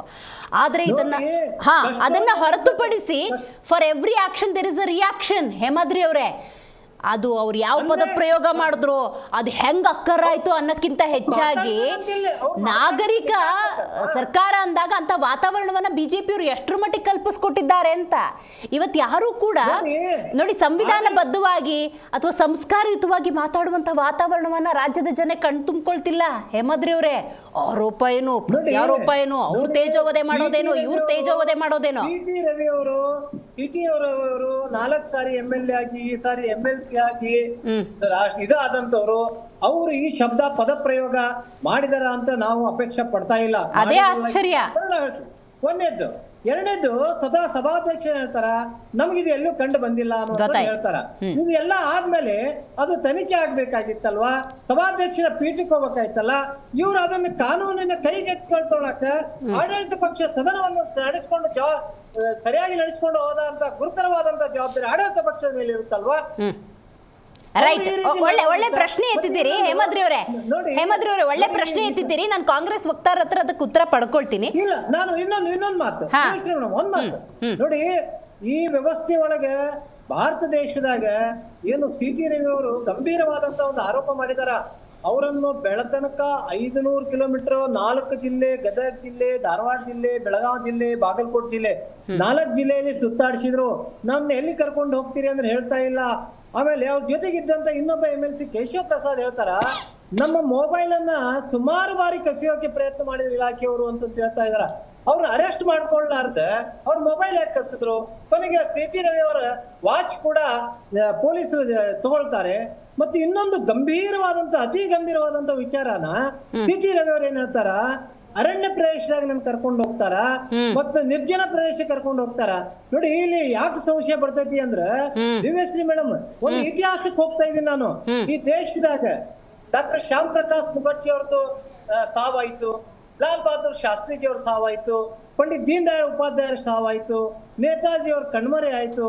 ನೋಡಿ ವಿಶೇಷವಾಗಿ ಲಾಲ್ ಬಹದ್ದೂರ್ ಶಾಸ್ತ್ರಿ ಅವರ ಸಾವಂತರು ಬಹುಶಃ ಈ ಜಗತ್ತಿನಲ್ಲಿ ಯಾವುದೇ ಒಬ್ಬ ದೇಶದ ಪ್ರಧಾನಮಂತ್ರಿ ಅಥವಾ ಒಂದು ಆಡಳಿತಾತ್ಮಕ ಒಂದು ದೊಡ್ಡ ಹುದ್ದೆಯಲ್ಲಿದ್ದಂಥವ್ರದ್ದು ಯಾವುದೇ ಪೋಸ್ಟ್ ಮಾರ್ಟಮ್ ಆಗಲಾರ್ದ ಅಂತಿಮ ಸಂಸ್ಕಾರ ಆಗಿತ್ತು. ಏನಾದ್ರೂ ಇತಿಹಾಸ ಅನ್ನೋದಿದ್ರೆ ಅದು ಕೇವಲ ಲಾಲ್ ಬಹದ್ದೂರ್ ಶಾಸ್ತ್ರಿ ಅವ್ರದ್ದು. ಇದು ಎಂತದ್ರಿ, ನಾವೇನ್ ಹೇಳಿ ಬಯಸ್ತಾ ಇದೀವಿ ಅಂದ್ರೆ, ಯಾಕೆ ಅಂತಂದ್ರೆ ಏನು ಹೆಬ್ಬಾಳ್ಕರ್ ಅವರು, ಡಿ.ಕೆ. ಶಿವಕುಮಾರ್ ಅವರು ನೇರವಾಗಿ ಥ್ರೆಟನಿಂಗ್ ಮಾಡ್ತಾರೆ. ಯಾವ ರೀತಿ ಹೋಗ್ತೀರಾ, ಯಾವ ನೋಡ್ತೀವಿ ಅಂತ ಮಾಡಿ. ಓಕೆ ಹೇಮಾದ್ರಿ ಅವರೇ, ಗೊತ್ತಾಯ್ತು ನಿಮ್ಮ ಕಾಂಟೆಕ್ಸ್ಟ್ ನನಗೆ ಅರ್ಥ ಆಯ್ತು. ರೈಟ್, ಇದೀಗ ನಮ್ಮ ಕಾರ್ಯಕ್ರಮದಲ್ಲಿ JDS ವಕ್ತಾರರಾಗಿರುವಂತಹ ಸೈಯದ್ ತಹಸೀನ್ ಅವರು ಭಾಗಿಯಾಗಿದ್ದಾರೆ. ಸರ್ ನಮಸ್ಕಾರ. ರೈಟ್, ಕಾಂಗ್ರೆಸ್ ವಕ್ತಾರರು ಉತ್ತರ ಕೊಡಬೇಕು. ತಪ್ಪಾಗಿದೆ ಅಂತಲೇ ಇಟ್ಕೊಳ್ಳೋಣ. ಒಂದು ಪಕ್ಷ ಹೇಳಿದ್ದಾರೆ, ಅವ್ರ ಬಾಯಿಂದ ಆ ಪದಪ್ರಯೋಗ ಆಯಿತು ಅಂತಲೇ ಅಂದ್ಕೊಳ್ಳೋಣ. ಆ್ಯಕ್ಷನ್ಗೂ ಅಟ್ಯಾಕಿಂಗೂ ವ್ಯತ್ಯಾಸ ಇದೆ. ಕಾನೂನನ್ನು ಕಾಂಗ್ರೆಸ್ ಕೈಗೆ ತಗೊಳ್ತಾ ನೋಡಿ, ಈಗೇನು BJP ವಕ್ತಾರರು ಕೆಲವು ಅಂಶಗಳನ್ನು ಹೇಳಿದರು, ಅದರ ಜೊತೆಲಿ ತಾವು ಏನು ಒಂದು ಪ್ರಶ್ನೆಯನ್ನು ಕೇಳಿದ್ರಿ. ಸೊ ಈ ಎಲ್ಲದಕ್ಕೂ ಈ ಘಟನೆಗೆ ಸಂಬಂಧಪಟ್ಟಂತೆ ಪ್ರತಿಯೊಂದೂ ಕೂಡ ಸೊ ಲಿಂಕ್ ಆಗಿರೋದ್ರಿಂದ ನಾನು ಎಲ್ಲದಕ್ಕೂ ಉತ್ತರವನ್ನು ಕೊಡ್ಲಿಕ್ಕೆ ಬಯಸ್ತೇನೆ. BJP ವಕ್ತಾರರು ಬಹಳ ಒಂದು ಅದ್ಭುತವಾದ ಪ್ರಶ್ನೆಯನ್ನು ಇಟ್ಟರು. ಅದೇನಂತ ಹೇಳಿದ್ರೆ, ನಾಗರಿಕ ಸರ್ಕಾರನ ಅಂತಕ್ಕಂಥ ಮಾತು. ನಾಗರಿಕ ಸರ್ಕಾರ, ನಾಗರಿಕತೆ ಹಾಗೂ ಅನಾಗರಿಕತೆ ಅನ್ನೋದಕ್ಕೂ ನಾವೀಗ ಹೋಗ್ಬೇಕಾಗತ್ತೆ. ಸೊ ಮೊದಲನೇದಾಗಿ ನಮ್ಮ ಪ್ರಪಂಚ ಏನು ಹುಟ್ಟ ಅಂತ ಸಂದರ್ಭದಲ್ಲಿ ಅವಾಗ ಅನಾಗರಿಕ ಸಮಾಜ ಇತ್ತು ನೋಡಿ. Thomas Hobbes, John Locke, Rousseau, so ಇವೆಲ್ಲ ಥಿಂಕರ್ಸ್ ಹೇಳ್ತಾರೆ ಏನಂತ, ಒಬ್ರನ್ನೊಬ್ರು ಯಾವ ರೀತಿ ಆಡಳಿತ ಮಾಡ್ತಿದ್ರು ಅಂದ್ರೆ, ಯಾರಿಗೆ ಶಕ್ತಿ ಇರ್ತಿತ್ತು, ತೋಳಲ್ಲಿ ಬಲ ಇರ್ತಿತ್ತು, ಸೊ ಅವರು ಒಬ್ರಿಗೊಬ್ರು ಯುದ್ಧ ಮಾಡ್ಕೊಂಡು ಹೊಡೆದಾಡ್ಕೊಂಡು ಬಡದಾಡ್ಕೊಂಡು, ಸೊ ಆ ಥರ ಒಂದು ಸಿಸ್ಟಮ್ ಇತ್ತು. ಇಲ್ಲ ನಾವು ಕ್ರಮೇಣ ಬೆಳೀತಾ ಇದ್ದೀವಿ, ಅದಕ್ಕೋಸ್ಕರ ನಾವು ಈ ರೀತಿ ಆಗಬಾರ್ದು ಅಂತೇಳಿ ಸೋಷಿಯಲ್ ಕಾಂಟ್ರಾಕ್ಟಿಗೆ ಬರ್ತಾರೆ. ಬುದ್ಧಿಜೀವಿಗಳಿಗೆ ಅವ್ರಿಗೆ ಚೆನ್ನಾಗಿ ಗೊತ್ತಿದೆ ಸೋಷಿಯಲ್ ಕಾಂಟ್ರಾಕ್ಟ್ ಅಂತ. ನಾವು ಬರ್ತೀವಿ, ಆಯ್ತಾ? ಸೋಷಿಯಲ್ ಕಾಂಟ್ರಾಕ್ಟ್ ಅಂದ್ರೆ ಏನು? ನಮ್ಮನ್ನು ನಾವು ಆಳಕ್ಕೆ ಒಂದು ವ್ಯವಸ್ಥೆಯನ್ನು ರೂಪಿಸ್ಕೋಬೇಕು ಅಂತೇಳಿ. ಅಂದರೆ ತಾನು ಕಾನೂನನ್ನು ನಾನು ಕೈಗೆ ತಗೊಂಡು ನನ್ನ ಹೊಡೆದ್ರು ಅಂದೇಟಿಗೆ ಕೊಲೆ ಮಾಡ್ತಕ್ಕಂಥದ್ದಲ್ಲ, ಅದಕ್ಕೆ ಕಾನೂನು ಬೇಕು, ನನ್ನನ್ನು ಆಳಕ್ಕೆ ಕಾನೂನು ಬೇಕಂತ ಈ ವ್ಯವಸ್ಥೆಯನ್ನು ನಾವು ರೂಪಿಸಿಕೊಂಡಿವಿ. ಇದು ಹಿಸ್ಟ್ರಿ. ಸೊ ಅದಾದ ನಂತರ ಈಗ ಬರೋಣ. ಈ ಒಂದು ಹಿನ್ನೆಲೆಯಲ್ಲಿ ಇವತ್ತು ಎಲ್ಲ ಬೆಳೆದು ಬಂತು. ಸೊ ಇವತ್ತು ಕೇಂದ್ರ ಸರ್ಕಾರ ಇದೆ, ರಾಜ್ಯ ಸರ್ಕಾರ ಇದೆ, ನಾವು ಪ್ರಜಾಪ್ರಭುತ್ವ ವ್ಯವಸ್ಥೆಯಲ್ಲಿ ಬಾರ್ತಾ ಇದ್ದೇವೆ. ಸೊ ಕರ್ನಾಟಕದಲ್ಲಿ ಈಗ ಈ ಘಟನೆ ಆಗಿದೆ ನೋಡಿ. ಶಾಸಕರು ಇರ್ತಕ್ಕಂಥದ್ದು, ಶಾಸನ ಸಭೆ ಅಂತೇಳಿ ಇರ್ತಕ್ಕಂಥದ್ದು ಏನಕ್ಕೆ ಅಂತ ಹೇಳಿದ್ರೆ, ನೀವು ಹೈಯರಾರ್ಕಿನಲ್ಲಿ ಒಂದು ಲಾ ಇದೆ, ಅದರಲ್ಲಿ ನೋಡಿ, ಇವನ್ ಚೀಫ್ ಸೆಕ್ರೆಟರಿ, ಆ ಹೈಯರಾರ್ಕಿನಲ್ಲಿ ಶಾಸಕರು ಮೊದಲು ಬರ್ತಾರೆ, ಚೀಫ್ ಸೆಕ್ರೆಟರಿ ಬರಲ್ಲ. ದಯಮಾಡಿ ಅರ್ಥ ಮಾಡ್ಕೊಳ್ಳಿ. ಅಂದರೆ ಶಾಸಕರು ಅಂದರೆ ಈ ಸಮಾಜದಲ್ಲಿ ನಡೀತಕ್ಕಂತಹ ಏನು ಪಿಡುಗುಗಳಿದ್ದಾವೆ ಅದರ ವಿರುದ್ಧವಾಗಿ ಕಾನೂನು ರೂಪಣೆ ಮಾಡ್ತಕ್ಕಂಥದ್ದು, ಯಾವ ನಮ್ಮ ಆಡಳಿತಕ್ಕೆ ಏನು ಬೇಕಂತಕ್ಕಂಥದ್ದನ್ನ ಕಾನೂನು ಮಾಡ್ತಕ್ಕಂಥದ್ದು. ಅಂದರೆ ಎಲ್ಲ ವಿಚಾರಗಳನ್ನು ಶಾಸನ ಸಭೆಯಲ್ಲಿ ಚರ್ಚಿಸಿ, ಸೊ ಉಭಯ ಸದನಗಳಲ್ಲಿ ಏನು ಕೆಳಮನೆ ಮೇಲ್ಮನೆ, ಸೊ ಈ ಒಂದು ಕಾರಣಕ್ಕೆ ಉಟ್ಕೊಂಡಿರ್ತಕ್ಕಂಥದ್ದೇ ಈ ಶಾಸಕ ಅಂತಕ್ಕಂತಹ ಪದದ ಅರ್ಥ. ಸೊ ಅಂದರೆ ಈ ಸಮಾಜವನ್ನು ಕಾಡಲಿಕ್ಕೆ, ಕರ್ನಾಟಕವನ್ನು ಕಾಡಲಿಕ್ಕೆ ಇದ್ದಂತಹ ಒಬ್ಬ ಶಾಸಕರ ಮೇಲೆ, ಅದರಲ್ಲೂ ವಿಶೇಷವಾಗಿ ವಿಧಾನಸೌಧ ಅಂತ ಪವಿತ್ರ ಸ್ಥಳದಲ್ಲಿ ನಾಗರಿಕ ಸಮಾಜವನ್ನ ನಿರ್ಮಾಣ ಮಾಡಂತ, ಕಾನೂನು ರೂಪಣೆ ಮಾಡಂತ ಸ್ಥಳದಲ್ಲಿ ನಿಂತು ಒಬ್ಬ ಹೊಸ ಶಾಸಕರು, ಅನುಭವಿಗಳು, ಇವ್ರ ಪ್ರಕಾರ ನಾಗರಿಕರು ಅನಾಗರಿಕ ಶಬ್ದವನ್ನು ಬಳಸಿದಾಗ ಈ ರಾಜ್ಯದ ಮುಖ್ಯಮಂತ್ರಿಗಳು ನೋಡಿ ಕೂತ್ಕೊಳ್ಳಿಕ್ಕಾಗತ್ತಾ? ಕಾನೂನು ನೋಡಿ ಅದನ್ನ ಸಹಿಸ್ಕೊಳ್ಳಿಕ್ಕಾಗತ್ತಾ? ಯಾಕೆ ಅಂತ ಕೇಳಿ, ಯಾಕೆ ಅಂತ ಕೇಳಿ, ಒಂದ್ ನಿಮಿಷ ಮೇಡಮ್, ಯಾಕೆ ಅಂತ ಕೇಳಿ, ಒಂದ್ ನಿಮಿಷ, ನಾನು ಬರ್ತೀನಿ, ಇನ್ನು ಅಲ್ಲಿಗೆ ಬಂದಿಲ್ಲ, ಕೇಳಿಸ್ಕೊಂಡಿದ್ದೀನಿ ಅವ್ರದ್ದು. ಸೊ ಅದರ ನಂತರ ಕಾನೂನು ಈ ವಿಷಯದಲ್ಲಿ 10 ನಿಮಿಷ ಅಲ್ಲ 5 ನಿಮಿಷನೂ ತಡ ಮಾಡ್ಲಿಕ್ಕಾಗಲ್ಲ. ಕಾರಣ ಏನು ಅಂತ ಹೇಳಿದ್ರೆ, ನೀವು ಒಬ್ಬ ಮಹಿಳೆ ಮೇಲೆ, ಒಬ್ಬ ಮಹಿಳಾ ಶಾಸಕಿಯ ಮೇಲೆ ಶಾಸನ ಸಭೆಯಲ್ಲಿ ಈ ಪದವನ್ನ ಬಳಸಿದಾಗ, ವರ್ಡ್ ಪದವನ್ನ ನೀವು ಬಳಸಿದಾಗ ಆ ಪದದ ಸಮರ್ಥನೆಯನ್ನ ಯಾವ ಒಂದು ನಾಗರಿಕ ಸರ್ಕಾರ ಸಹಿಸಿಕೊಳ್ಳಿಕ್ಕೆ ಸಾಧ್ಯ? ಹಾಗಾಗಿ ತನ್ನ ಕ್ರಮವನ್ನು ತಾನು ಕಾನೂನಿನಲ್ಲಿ ನಮ್ಮ ಸರ್ಕಾರ ಇಮ್ಮಿಡಿಯೇಟ್ ತಗೊಂಡಿರೋದಕ್ಕೆ ನಾವು ಅಭಿನಂದಿಸಬೇಕಾಗುತ್ತೆ. ಅವರನ್ನ ನಾವು ಪ್ರಶ್ನೆ ಮಾಡ್ತಕ್ಕಂಥದ್ದು ಅನಾಗರಿಕ ಅಂತ ಹೇಳ್ತಕ್ಕಂಥದ್ದಲ್ಲ. ನಾವು ಯಾವುದೇ ಒಂದು ನಾಗರಿಕ ಸಮಾಜದಲ್ಲಿದ್ದಾಗ ನಮ್ಮನ್ನ ರಕ್ಷಣೆ ಮಾಡುವಂತ ಸರ್ಕಾರದ ಒಬ್ಬ ಸಚಿವೆಗೆ, ಒಬ್ಬ ಶಾಸಕಿಗೆ, ಮಹಿಳೆಗೆ ಈ ರೀತಿ ಮಾಡಿದಾಗ ಯಾರು ಕೈ ಕಟ್ಕೊಂಡು ಕೂರೋಕ್ಕಾಗಲ್ಲ. ಒಂದು ಅವರು ಕೆಲವು ಪ್ರಶ್ನೆಗಳಿಗೆ ಉತ್ತರ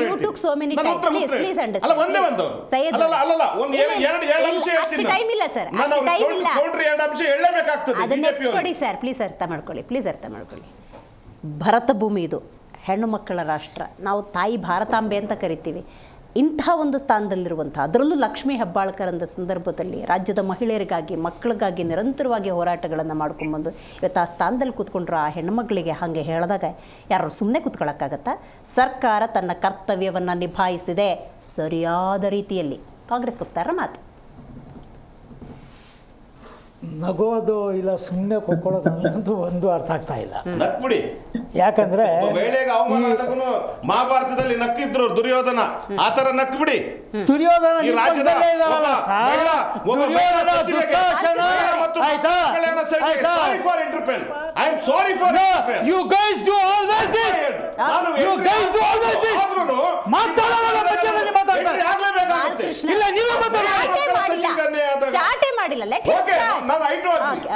ಇನ್ನು ಮುಂದೆ ನೀವು ಮಾತಾಡ್ಬೇಡಿ. ನಗಬೇಕು ಅಂತ ಹೇಳಿದಾಗ ನಾನು ಇದನ್ನ ಹೇಳಿದ್ರೆ ಅವರು ಒಬ್ಬ ಜೆಡಿಎಸ್ ನ ವಕ್ತಾರರಾಗಿ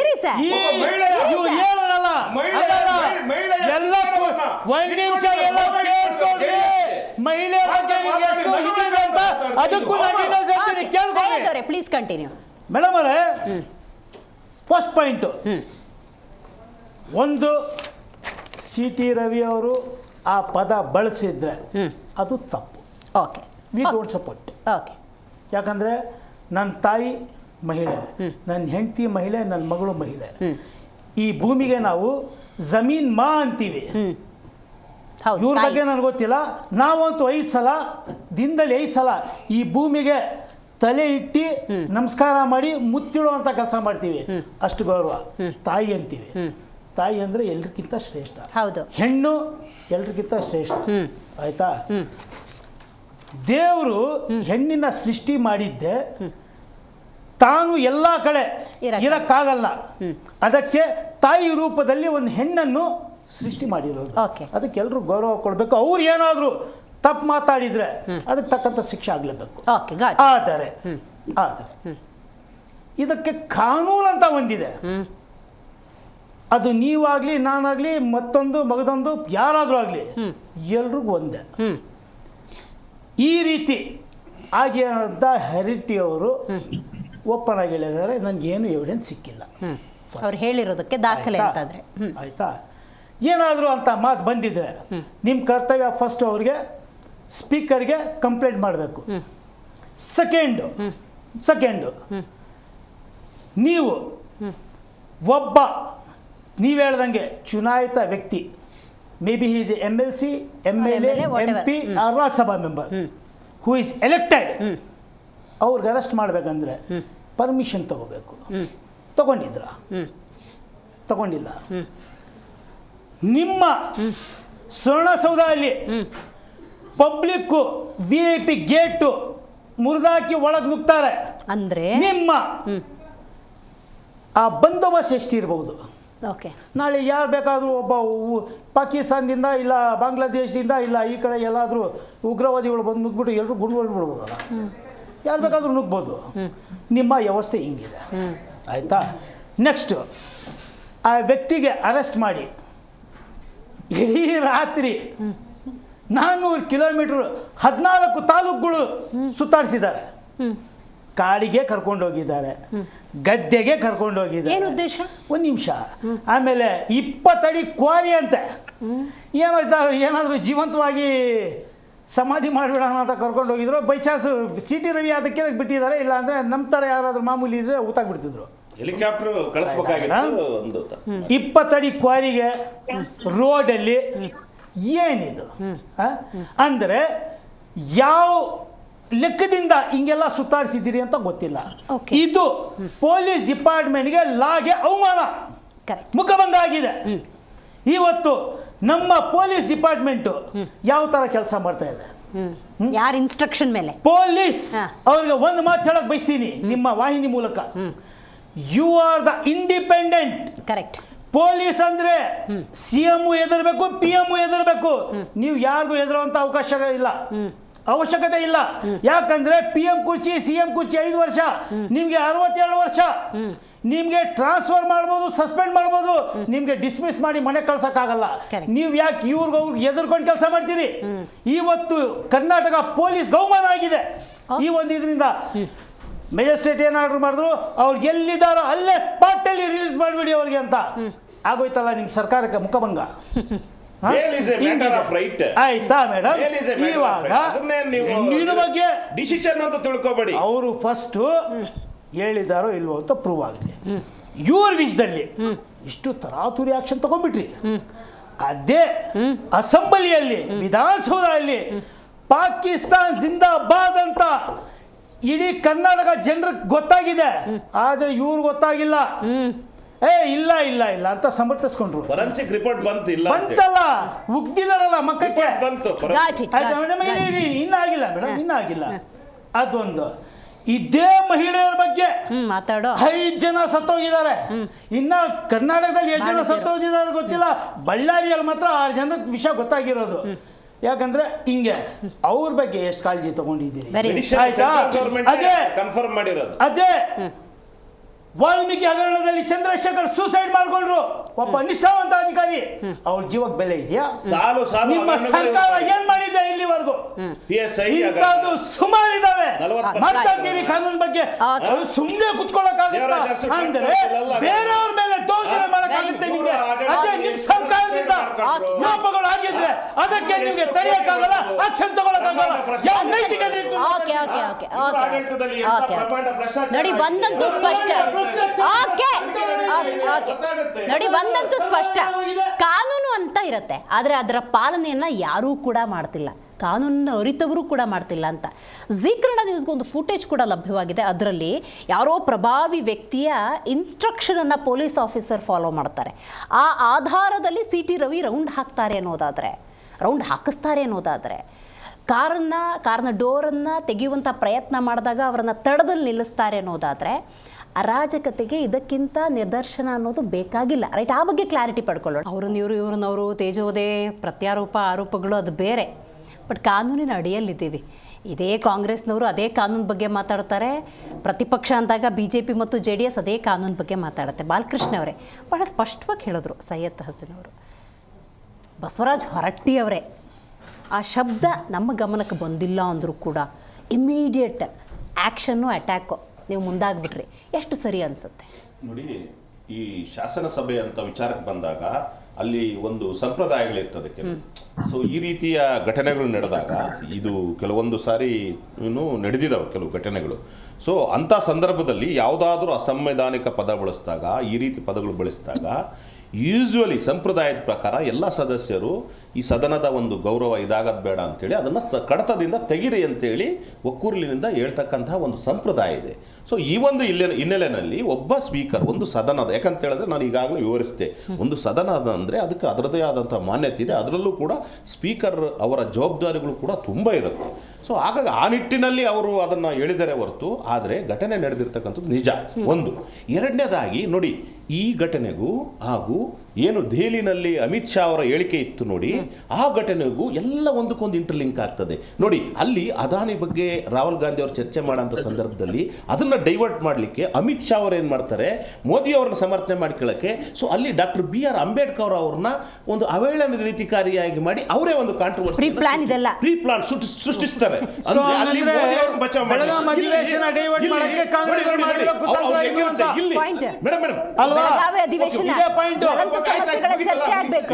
ಆದ್ಮೇಲೆ ಸೊ ಅಲ್ಲಿ ಅಮಿತ್ ಶಾ ಅವ್ರದ್ದು ಯಾವಾಗ ದೇಶದಲ್ಲಿ ಬುಗ್ಲಿ ಹೇಳುತ್ತೆ, ಹಳ್ಳಿನಲ್ಲಿ ಗ್ರಾಮದಲ್ಲಿ ದಲಿತರು ಪ್ರತಿಭಟನೆ ಮಾಡ್ತಾರೆ, ಅದನ್ನ ಮರೆ ಮಾಚಬೇಕು ಅಂತೇಳಿ ಇಲ್ಲಿ ಬಿಜೆಪಿ ಏನ್ ಮಾಡ್ತದೆ. ಸೊ ನೋಡಿ, CT ರವಿ ಅವರ ಮೂಲಕ ಈ ರೀತಿಯಾಗಿ ಒಬ್ಬ ಮಹಿಳೆಯರು ಮಾತಾಡೋ ಸಂದರ್ಭದಲ್ಲಿ ಅದರಲ್ಲೂ ಯಾವ ವಿಷಯದ ಬಗ್ಗೆ, ಅದೇ ಅಮಿತ್ ಶಾ ಅವರ ಘಟನೆ ಬಗ್ಗೆ ಅಲ್ಲಿ ಚರ್ಚೆ ನಡೀತಾ ಇರ್ತದೆ.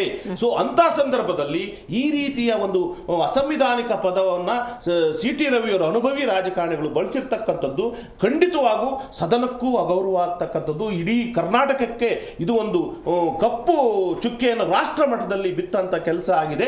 ಇದನ್ನ ದುರದೃಷ್ಟಕರವಶಾತ್ ಬಿಜೆಪಿ ನೋಡಿ, ಬಿಜೆಪಿ ಯಾವತ್ತೂ ಕೂಡ ನಾನು ಯಾವುದು ಬರೇ ಕೇವಲ ವಿರೋಧ ಪಕ್ಷ ಅಂದ್ರೆ ನಾನು ಬೈಲಿಕ್ಕೆ ಹೋಗಲ್ಲ. ಆದ್ರೆ ಒಂದು ತಿಳ್ಕೊಳ್ಳಿ, ವಾಜಪೇಯಿ ಅಂತವರು ಕೂಡ ಇದ್ರು, ವಿರೋಧ ಪಕ್ಷದ ನಾಯಕರಾಗಿದ್ರು. ಆದ್ರೆ ಶ್ರೀಮತಿ ಇಂದಿರಾ ಗಾಂಧಿ ಅವ್ರನ್ನ ಸಂದರ್ಭ ಬಂದಾಗ ಹೊಗಳ್ತಾರೆ, ದುರ್ಗಿ ಅಂತ ಹೇಳ್ತಾರೆ ಯಾವುದು ಯುದ್ಧಕ್ಕೆ ಸಂಬಂಧಪಟ್ಟಂತೆ ವಿಚಾರ ಬಂದಾಗ. ಸೊ ಅಂತ ಏನು ನಾಯಕರಿದ್ದಂತಹ ಬಿಜೆಪಿಯಲ್ಲಿ ಇವತ್ತಿರ್ತಕ್ಕಂಥ ಮೇಡಮ್ ಇವ್ರಿಗೆ ಬೇಕಾಗಿರ್ತಕ್ಕಂಥ ಓನ್ಲಿ ಡೈವರ್ಟ್ ಪೊಲಿಟಿಕ್ಸ್, ಓನ್ಲಿ ಬಗ್ಗೆ ಹೇಳಿ, ಕಾಡಲ್ಲಿ ಸುತ್ತಾಡ್ಸೋ ಬಗ್ಗೆ ಹೇಳಿ. ಯಾರೋ ಪ್ರಭಾವಿ ವ್ಯಕ್ತಿ ಫೋನ್ ಕಾಲ್ ಮಾಡಿ ಇನ್ಸ್ಟ್ರಕ್ಷನ್ ಕೊಡ್ತಾರೆ, ಅದನ್ನ ಪೊಲೀಸ್ನವ್ರು ಫಾಲೋ ಮಾಡ್ತಾರೆ ಅಂದ್ರೆ ಅದನ್ನ ಬಗ್ಗೆ ಮೇಡಮ್ ಅಲ್ಲಿಂದ ಬರೋಂತ ಸಂದರ್ಭದಲ್ಲಿ ಸರ್ ಒಂದು ನಿಮಿಷ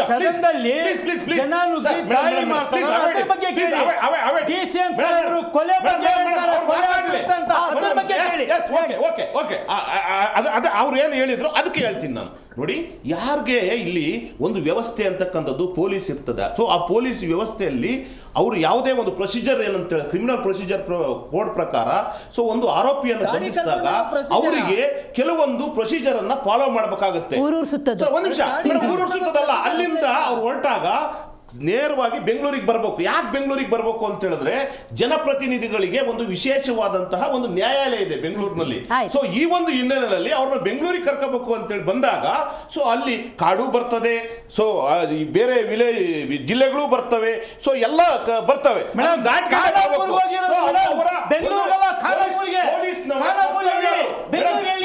ಇವತ್ತು ಹ್ಯೂಮನ್ ರೈಟ್ಸ್ ಕಮಿಷನ್ ಇದೆ. ಸೊ ಹ್ಯೂಮನ್ ರೈಟ್ಸ್ ಕಮಿಷನ್ ಇದೆ ಇವತ್ತು, ಅದರಲ್ಲೂ ಬಂಧಿಸಿರ್ತಕ್ಕಂಥದ್ದು ಒಬ್ಬ ಪ್ರಭಾವಿ ಮಾಜಿ ಸಚಿವರನ್ನ, ಒಬ್ಬ ನಾಯಕರನ್ನ. ಸೊ ಆ ಒಂದು ಕಾಂಗ್ರೆಸ್ ನೋಡಿ ಇದೇ ಪ್ರಶ್ನೆ ಸರ್, CT ರವಿ ಅಂತ CT ರವಿ ಅವ್ರಿಗೆ ಅಂತಹ ಪರಿಸ್ಥಿತಿ ಅನ್ನೋದಾದ್ರೆ ಸಾಮಾನ್ಯ ಜನರ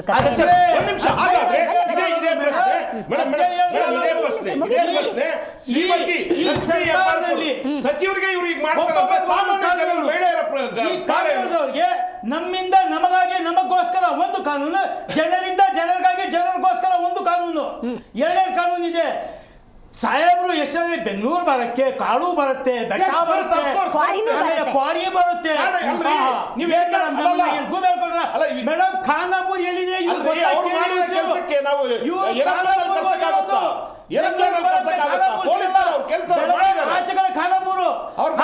ಎಲ್ಲಿ? ಬೆಂಗಳೂರಲ್ಲಿ ಖಾನಾಪುರ್ಗೆ ಹೋಗಿ, ಗೆಸ್ಟ್ ಹೌಸ್ ಹೋಗಿ, ರೋಡ್ ಹೋಗಿ,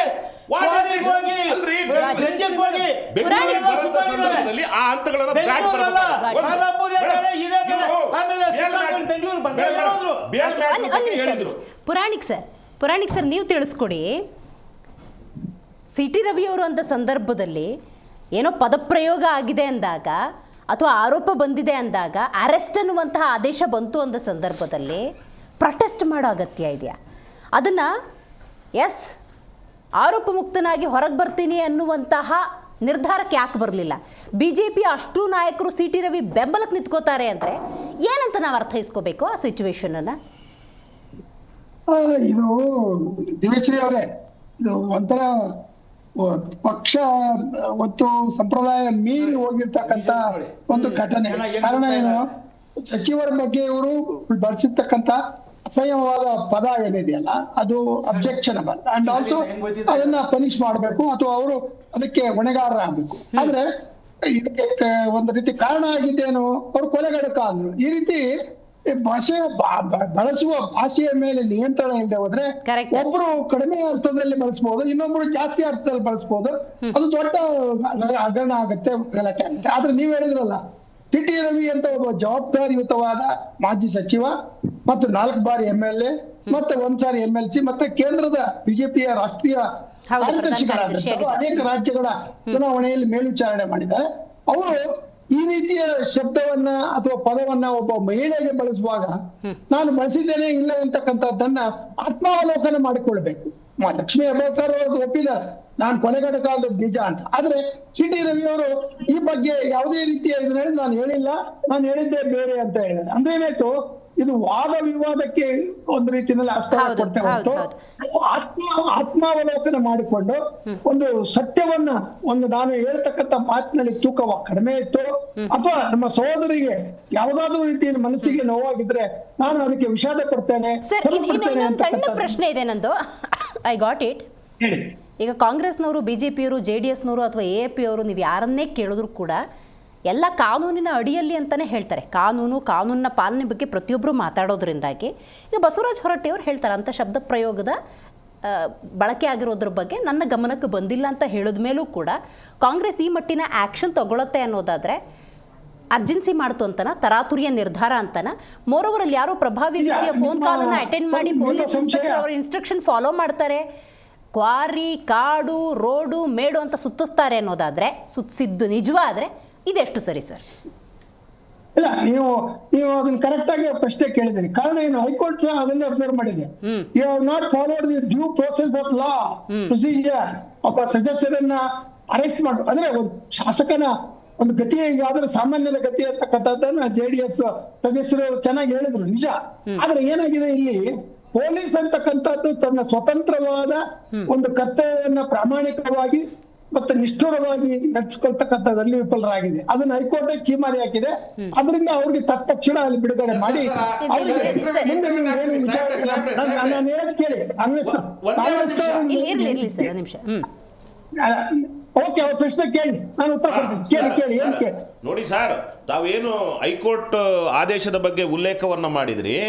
ಸೊ ಅಲ್ಲಿ ಆಗಿರ್ತಕ್ಕಂಥದ್ದು ಬೇಲ್ ಆರ್ಡರ್, ಬೇಲ್ ಕೊಡೋಂಥ ಸಂದರ್ಭದಲ್ಲಿ ಪ್ರತಿಯೊಂದು ಪ್ರಕರಣಗಳಲ್ಲೂ ಕೂಡ ಅವರು ಡ್ಯೂ ಪ್ರೋಸೆಸ್ ಆಫ್ ಲಾ ಕೆಲವೊಂದು ಕಾನೂನಿನ ಶಬ್ದಗಳನ್ನು ಬಳಸಲೇಬೇಕಾಗುತ್ತೆ. ಆದರೆ ಒಂದು ನಿಮಿಷ sir, bail is a matter of right. But ಆ ಪ್ರಕರಣಕ್ಕೆ ಸಂಬಂಧಪಟ್ಟಂತೆ, ಘಟನೆಗೆ ಸಂಬಂಧಪಟ್ಟಂತೆ ಅದು ಏನು ಸಾಬೀತಾಗಿದೆ ಅಥವಾ ಇಲ್ಲ ಅಂತಕ್ಕಂಥದ್ದು ಯಾವ ಸಂದರ್ಭದಲ್ಲಿ ಅಂತ ಹೇಳಿದ್ರೆ, ಅದು ಫೈನಲ್ ಚಾರ್ಜ್ ಶೀಟ್ ಏನು ಸಲ್ಲಿಸ್ತಾರೆ ಆ ಸಂದರ್ಭದಲ್ಲಿ ಮಾತ್ರ ಹೇಳಲಿಕ್ಕಾಗ್ತದೆ.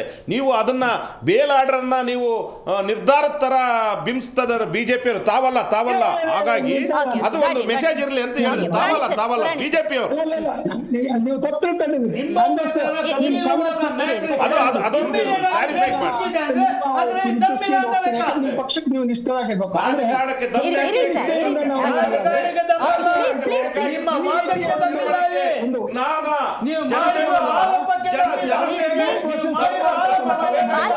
ಪ್ರಶ್ನೆ ಕೇಳಿದ್ರಲ್ವಾ ಬಾಲಕೃಷ್ಣ ಅವರೇ, ಒಂದ್ ನಿಮಿಷ. ಒಬ್ಬ ಮನುಷ್ಯನಿಂದ ನೀವು ಕಸ್ಟಡಿ ತೆಗೆದುಕೊಂಡು ರಾತ್ರಿ ಎಲ್ಲ ಸುತ್ತಾಡಿಸಿ ಬೆಳಿಗ್ಗೆ ಮತ್ತೆ ನೀವು ಅಲ್ಲಿ ಬೆಳಗಾವಿನ ಕೋರ್ಟಿಗೆ ಕರ್ಕೊಂಡು ಹೋಗ್ತೀರಿ. ಅಲ್ಲಿ ಮ್ಯಾಜಿಸ್ಟ್ರೇಟ್ ಇದನ್ನು ಒಪ್ಪಲ್ಲ, ಇದು ಜನಪ್ರತಿನಿಧಿಗಳು ಬೆಂಗಳೂರಿಗೆ ಕಳಿಸಿ ಅಂತ ಹೇಳ್ತಾರೆ. ಏನಾಯ್ತು, ಆ ಒಂದು ಜಾಗ ಇದೆಯಲ್ಲ ಬೆಳಗಾವಿ ಅಂತಕ್ಕಂಥದ್ದು ಲಕ್ಷ್ಮೀ ಹೆಬ್ಬಾಳ್ಕರ್ ಅವರ ಒಂದು ಸ್ವತಂತ್ರ ಸ್ಥಳ. ಆ ಸ್ಥಳದಲ್ಲಿ ಈ ರೀತಿಯ ಸನ್ನಿವೇಶಗಳು ಆಸ್ಫೋಟನೆಗೊಳ್ತಕ್ಕಂಥದ್ದು ಮತ್ತು ಎಮೋಷನಲ್ ಆಗಿ ಅದು ಪ್ರತಿಭಟನೆ ಆಗ್ತಕ್ಕಂಥದ್ದು ಸಹಜ. ಅದನ್ನ ಎಕ್ಸ್ಪೆಕ್ಟ್ ಮಾಡ್ಬೇಕಾಗಿತ್ತು. ಇದೆಲ್ಲದ ದೃಷ್ಟಿಯಿಂದ ನೋಡೋದಾದ್ರೆ ಪೊಲೀಸರು ತಮ್ಮ ಕರ್ತವ್ಯವನ್ನು ಮಾಡುವುದರಲ್ಲಿ ವಿಫಲರಾಗಿದ್ದಾರೆ. ಅದು ಮೆರಿಟ್ ಆಫ್ ದಿ ಕೇಸ್ ಬಗ್ಗೆ ನಾನು ಹೇಳ್ತಾ ಇಲ್ಲ, ಒಂದು ಪ್ರೊಸೀಜರ್. ಯಾಕಂದ್ರೆ ನೀವು ರಾತ್ರಿ ಅಲ್ಲ ಅವ್ರನ್ನ ಸುತ್ತಾಡಿಸಿ ಕೊನೆಗೆ ಬೆಂಗಳೂರಿಗೆ ಕರ್ಕೊಂಡು ಹೋಗೋದು, ದಾರಿ ದಾವಣಗೆರೆಯಲ್ಲಿ ಬಿಡುಗಡೆ ಮಾಡೋದು ಹೈಕೋರ್ಟ್.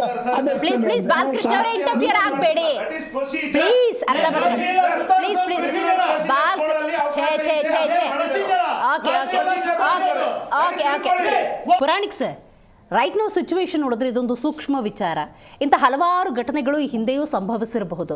ಈ ದಾರಿಯನ್ನು ಅನುಸರಿಸಿದರೆ ಈ ಸಮಸ್ಯೆಯ ರೀತಿ ಅಲ್ಲದೆ ಬಹಳ ಅಚ್ಚುಕಟ್ಟಾಗಿ ನಿಭಾಯಿಸಬಹುದು ಅನ್ನೋದಾಗಿದ್ರೆ ಯಾವ ಮಾರ್ಗವನ್ನು ಅನುಸರಿಸಬಹುದಾಗಿತ್ತು ಕಾಂಗ್ರೆಸ್?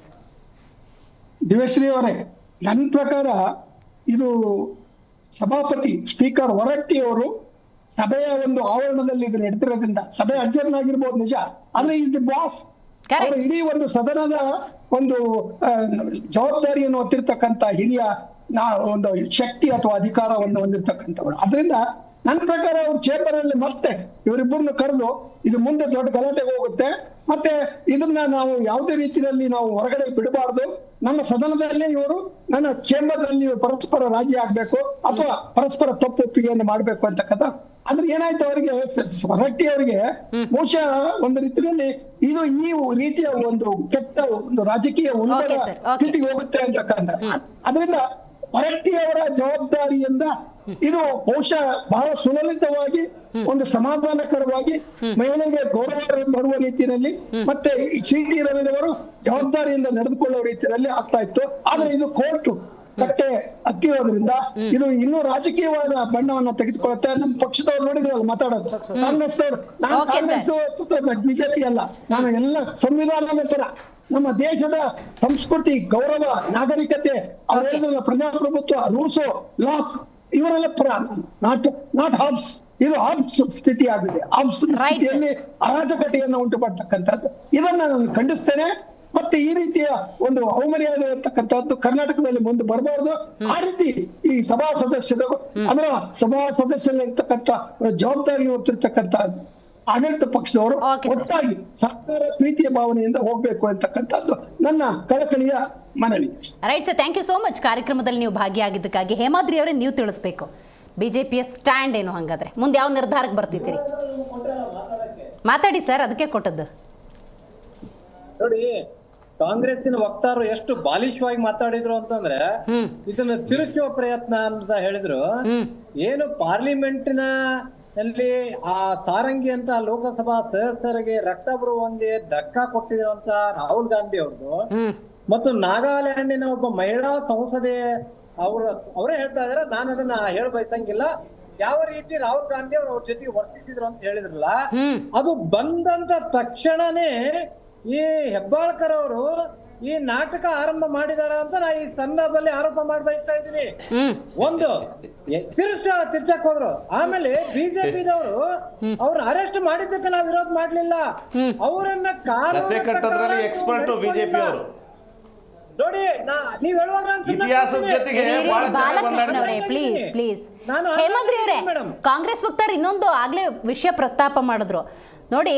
ಅಲ್ಲಿ ಅಮಿತ್ ಶಾ ಅವರು ಅಂಬೇಡ್ಕರ್ ಕುರಿತಂತೆ ಮಾತಾಡ್ತಾರೆ, ಇಲ್ಲಿ ಸಿ.ಟಿ. ರವಿಯವರ ಈ ಧೋರಣೆ ಅಂದಾಗ ಎವ್ರಿಥಿಂಗ್ ಈಸ್ ಲಿಂಕ್ಡ್, ಎಲ್ಲವೂ ಕೂಡ ಕೇಂದ್ರ ಬಿಜೆಪಿ ಇನ್ಸ್ಟ್ರಕ್ಷನ್ ಮೇಲೆ. ನಾನು ಅದಕ್ಕೂ ಉತ್ತರ ಕೊಡ್ತೀನಿ, ದಯವಿಟ್ಟು ಅದಕ್ಕೂ ಉತ್ತರ ಕೊಡ್ತೀನಿ. ಆಮೇಲೆ ಇವ್ರು ಏನ್ ಹೇಳಿದ್ರು, ಬೆಂಗಳೂರಿಗೆ ಕರ್ಕೊಂಡು ಹೋಗಬೇಕಾಯ್ತು ಜನಪ್ರತಿನಿಧಿ ಕೋರ್ಟ್ ಹೇಳಿ. ಈ ಲೋಕಾಪುರ್ಗೆ ಐತೇನ್ರಿ, ಪೊಲೀಸರಿಗೆ ಬೆಂಗಳೂರು ರೂಟ್ ಗೊತ್ತಿಲ್ಲ. ಮುದೋಳ ತಾಲೂಕು ಲೋಕಾಪುರದಾಗ ಐತಾ ಬೆಂಗಳೂರು ರೂಟ್, ರಾಮದುರ್ಗದಾಗ ಐತಾ ಬೆಂಗಳೂರು ರೂಟ್. ಈ ಅಹಿತಕರ ಘಟನೆಗಳು ನಡೀಬಾರ್ದು ಅಂತ ಹೇಳಿ ಅವಾಯ್ಡ್ ಮಾಡಿದ್ದಾರೆ. ಮೇಡಮ್, ಅಹಿತಕರ ಘಟನೆಗಳು ಏನಾದ್ರು ನಡೀಬಾರ್ದು ಅಂತ ಅವಾಯ್ಡ್ ಮಾಡಿದ್ದಾರೆ, ಅವ್ರನ್ನ ರಕ್ಷಣೆ ಮಾಡಿದ್ದಾರೆ. ಸಿ.ಟಿ. ರವಿ ಅವ್ರ ಮೇಲೆ ಅಟ್ಯಾಕ್ ಮಾಡಿದ್ದು ಅಹಿತಕರ ಘಟನೆ ಅಲ್ವಾ? ಆಗಬಾರ್ದು ಅಂತ ಹೇಳಿ ಜವಾಬ್ದಾರಿ ಹೇಮಾದ್ರಿ ಅವ್ರ ಟೈಮ್ ಇದೆ, ಪೊಲೀಸ್ ಇಲ್ವಾ, ಪ್ರೊಟೆಕ್ಷನ್ಗೋಸ್ಕರ ಆ ತರ ಮಾಡಿದ್ದಾರೆ. ಮಾಡ್ತಾರೆ ಮೇಡಮ್, ಅನೇಕ ಹೇಮಾದ್ರಿ ಅವ್ರ ಟೈಮ್ ನೋಡಿ, 3/4 ಗಂಟೆ ನೀವೇ ತಗೊಂಡಿದ್ದೀರಿ. ಮೇಡಮ್, ಇದು ಸರಿಯಲ್ಲ.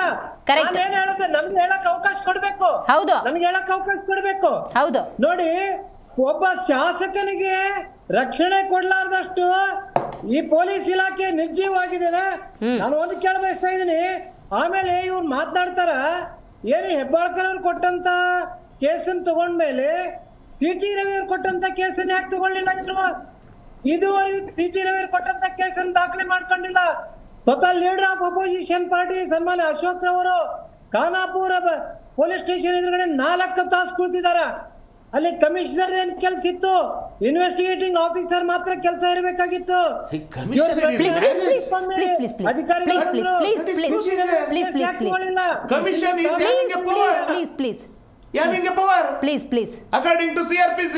ಓಕೆ ಸರ್, ಈಗ ಹೇಮಾದ್ರಿ ಅವರೇ ನೀವು ಹೇಳಿ, ಕೇಂದ್ರ ಬಿಜೆಪಿ ಇನ್ಸ್ಟ್ರಕ್ಷನ್ ಮೇಲೆ ರಾಜ್ಯ ಬಿಜೆಪಿ ನಾಯಕರು ಒಂದೊಂದೇ ದಾಳನ್ ಬಿಡ್ತಾ ಇದ್ದಾರೆ ಇಲ್ಲಿ ರಾಜ್ಯದಲ್ಲಿ, ಸದನದಲ್ಲಿ. ನೋಡಿ ಅಂಬೇಡ್ಕರ್ ವಿಚಾರಕ್ಕೆ ನಾವ್ಯಾರು ಹೇಳೋದ್ ಬೇಕಾಗಿಲ್ಲ. ಇದೇ ಹೌಸ್ನಾಗ ವಿಧಾನಸಭೆಯಲ್ಲಿ ಹಿಂದಿನ ಸ್ಪೀಕರ್ ಸನ್ಮಾನ್ಯ ರಮೇಶ್ ಕುಮಾರ್ ಅವರು ಏನೇನು ಮಾತನಾಡಿದಾರ, ಕಾಂಗ್ರೆಸ್ನವರು ಅವ್ರಿಗೆ ಯಾವ ರೀತಿ ಅನ್ಯಾಯ ಮಾಡಿದ್ರು ಅನ್ನುವಂತದನ್ನ ಆನ್ ದ ರೆಕಾರ್ಡ್ ಸ್ಪೀಚ್ ಮಾಡಿದಾರ. ಅವ್ರಿಗೆ ಸತ್ತಾಗ ಕೊನೆಯ ಪಕ್ಷ ಅವ್ರ ಮನೆಗೆ ಹೋಗಿ ಅವ್ರ ಅಂತಿಮ ಸಂಸ್ಕಾರಕ್ಕೆ ಅಲ್ಲ ಸರ್ ಈಗ ನೋಡಿ, ನಿಮ್ ಪ್ರಕಾರ CT ರವಿ ಸೇರಿದಂತೆ ಈ ಕಾಂಗ್ರೆಸ್ ಅಂದ ಸಂದರ್ಭದಲ್ಲಿ ಅನ್ಯಾಯ ಮಾಡ್ತಾ ಇದೆ. ಮುಂದಿನ ದಾರಿ ಏನು, ಏನ್ ಮಾಡೋದಕ್ಕೆ ಹೊರಟಿದ್ದೀರಿ ಹೇಮಾದ್ರಿ ಅವರು? ನೋಡಿ, ನಾವು ಕಾನೂನಾತ್ಮಕವಾಗಿದ್ದೀವಿ. ನೀವು ಒಬ್ಬರಿಗೊಂದು CT ರವಿ ಅವ್ರಿಗೊಂದು ಕಾನೂನು, ಹೆಬ್ಬಾಳ್ಕರ್ ಅವ್ರಿಗೊಂದು ಕಾನೂನು ಬೇಡ. ಇದು ಇವಾಗ ಕಾನೂನಿನ ಕಟಕಟೆ ಹೋಗಿದೆ. ಕಾನೂನಿನ ಕಟಕಟೆ ಒಳಗೆ ಇದು ಅಲ್ಲಿ ಇವ್ರು ಪ್ರೂವ್ ಮಾಡ್ಲಿ ಅವ್ರು ಅಂದಿದಾರ ಅಂತಂದ್ರೆ ಕಾನೂನು ಪ್ರಕಾರ. Very nice Hemadri sir, got it sir. ಒಂದೇ ಅದನ್ನೆಲ್ಲ ಬಿಟ್ಟು ಅನಾಗರಿಕವಾಗಿ ಒಬ್ಬ ಶಾಸಕನ ಹತ್ಯೆ ಮಾಡುವಷ್ಟರ ಮಟ್ಟಿಗೆ ಈ ಸರ್ಕಾರ ಹೋಗ್ತಾ ಇದೆ ಅನ್ನೋದು ಅಕ್ಷಮ್ಯ ಅಪರಾಧ. ಕಲೆಗಡಕ ಸರ್ಕಾರ ಅಂತ ಈ ಸಂದರ್ಭದಲ್ಲಿ ಹೇಳ್ಬಯಸ್ತಾ ಇದ್ದೀನಿ. ಓಕೆ, ಕರ್ನಾಟಕ ಕಾಂಗ್ರೆಸ್ ಕಾನೂನುಬದ್ಧವಾಗಿ ನಡ್ಕೊಳ್ತಾ ಇದೆಯಾ? ಓಕೆ, ಕರ್ನಾಟಕ ಕಾಂಗ್ರೆಸ್ ಕಾನೂನುಬದ್ಧವಾಗಿ ನಡ್ಕೊಳ್ತಾ ಇದೆ. ಖಂಡಿತವಾಗೂ ಕಾನೂನುಬದ್ಧವಾಗಿ, ಸಂವಿಧಾನಬದ್ಧವಾಗಿ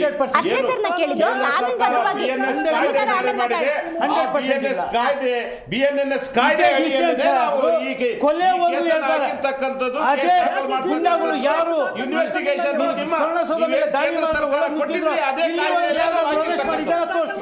ಸೈಯದ್ ಹಸೀನ್ ಅವರು, ಬಾಲಕೃಷ್ಣ ಅವರು, ಹೇಮಾದ್ರಿ ಅವರು, ಚಂಬಿ ಪುರಾಣಿಕ್ ಸರ್ ಕಾರ್ಯಕ್ರಮದಲ್ಲಿ ಭಾಗಿಯಾಗಿದ್ದಕ್ಕಾಗಿ ಧನ್ಯವಾದಗಳು. BJP ತಗೊಳ್ಳಿ, ಕಾಂಗ್ರೆಸ್ ತಗೊಳ್ಳಿ, JDS ತಗೊಳ್ಳಿ, ಎಲ್ಲರೂ ಕೂಡ ಕಾನೂನು ಪಾಲನೆ ಬಗ್ಗೆ ಮಾತಾಡೋರೆ, ಆದರೆ ಯಾರೂ ಕೂಡ ಪಾಲನೆ ಮಾಡ್ತಿಲ್ಲ. ನಿಮ್ಮ ಹೈಡ್ರಾಮಾಗಳನ್ನು ರಾಜ್ಯದ ಜನರೇ ಗಮನಿಸ್ತಾ ಇದ್ದಾರೆ. ನೋಡಿ, ನೀವು 5 ವರ್ಷ ಅಷ್ಟೇ ಅಧಿಕಾರದಲ್ಲಿ ಇರ್ತೀರಿ. ಆಯ್ಕೆ ಮಾಡುವಂಥ ಅವಕಾಶ ಪ್ರತಿ ಸಲ ಸಿಗೋದು ಯಾರಿಗೆ ಅಂದರೆ ಆ ಮತದಾರರಿಗೆ. ಅಬ್ಸರ್ವ್ ಮಾಡ್ತಾರೆ, ಎಲ್ಲಿ ಪಾಠ ಕಲಿಸ್ಬೇಕು ಅಲ್ಲಿ ಕಲಿಸ್ತಾರೆ ಅಂತ ಹೇಳ್ತಾ ಇವತ್ತಿನ ಕಾರ್ಯಕ್ರಮವನ್ನು ಮುಗಿಸೋಣ. ನೋಡ್ತಾ ಇರಿ ಜಿ ಕನ್ನಡ ನ್ಯೂಸ್, ಸತ್ಯವೇ ಸುದ್ದಿಯ ಜೀವಾಳ.